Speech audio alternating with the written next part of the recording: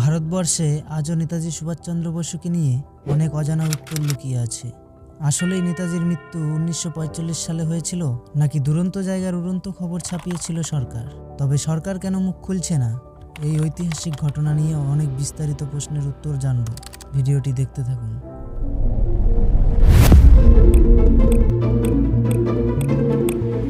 সাল 1945, 18 August Taiwan তাইহুকুতে বিমান দুর্ঘটনায় নেতাজি সুভাষচন্দ্রের মৃত্যু হয়, এমনই কিছু সাংবাদিকরা রিপোর্ট পেশ করে। এখানে আরও একটি কথা ভেসে উঠছে যে নেতাজি সুভাষচন্দ্র বোসের মৃত্যু তদন্তকারী কারা ছিল। তদন্তকারীর কথা বললে এখানে তিনটি কমিশনের কথা স্মরণ করা হবে।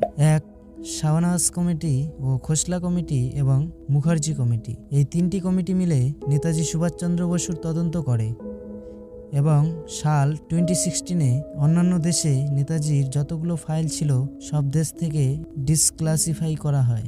এরপর এটাই প্রমাণ করে যে নেতাজি সুভাষচন্দ্র বসুর মৃত্যু সাল 1945, 18 আগস্টে হয়। যদি নেতাজির মৃত্যু হয়ে থাকে তাহলে এই গুমনামি বাবাটা কে?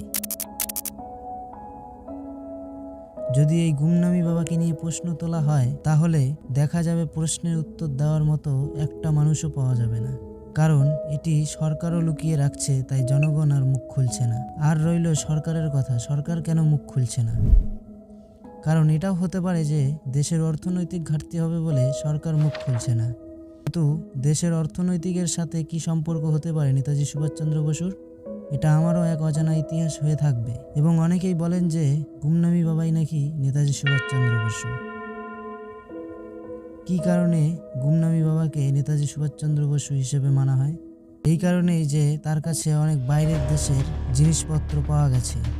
ইংল্যান্ডের টাইপরাইটার মেশিন ও জার্মানির দূরবীন এবং বাইরের দেশের ডিনার সেট, অনেক চিঠিপত্র যা বাংলা ভাষায় এবং হিন্দি ভাষায় লেখা রয়েছে। নেতাজির ফুল ফ্যামিলি ফটো, এইসব প্রমাণ বলে দেয় যে গুমনামি বাবাই নেতাজি সুভাষচন্দ্র বসু। কারণ না হলে এত কিছু তার কাছে কিভাবে আসে? একজন সাধু বাবার কাছে মেশিন আরও পশ্চিমবঙ্গে তাঁতের শাড়ি পাওয়া গেছে, এটা একটা সন্দেহজনক ব্যাপার গড়ে তোলে। এবার অনেকেই বিশ্বাস করেন যে নেতাজি সুভাষচন্দ্র বোস সাল 1985 পর্যন্ত বেঁচে ছিলেন। আবার অনেকেই বিশ্বাস করেন যে নেতাজি সুভাষচন্দ্র বোস সাল 1945 পর্যন্ত বেঁচে ছিলেন। এটা ঠিক কোনটা ভুল এটা আমার জানা নেই। প্রমাণই এমন যে কোনটা ঠিক তা বলা মুশকিল। ভিডিওতে আমাকে কিছু মানুষ বলবেন আপনি কোনটা বিশ্বাস করেন। তো আমি বলবো সাল 1985 পর্যন্ত নেতাজি সুভাষচন্দ্র বসু বেঁচে ছিলেন। আর রইল 1945 সালের 18 আগস্টের কথা, কারণ সেটি একটি বাইরের দুর্ঘটনা। সেটা আদৌ সত্যি কি মিথ্যে সেটা নিয়ে বলা মুশকিল। সেই ঘটনাকে কিভাবে বিশ্বাস করব? আমরা তার কোনো প্রমাণ পাইনি। শুধুমাত্র সেখানে সাংবাদিকের উপর সাংবাদিক অনেক সংবাদপত্রে ছাপিয়েছে যে তার মৃত্যু নিশ্চিত হয়েছিল।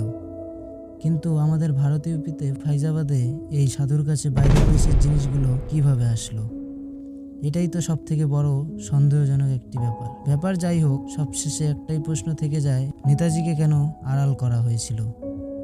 তিনি ভারতীয় জাতীয়তাবাদীদের মধ্যে একজন বীর মহানায়ক ছিলেন।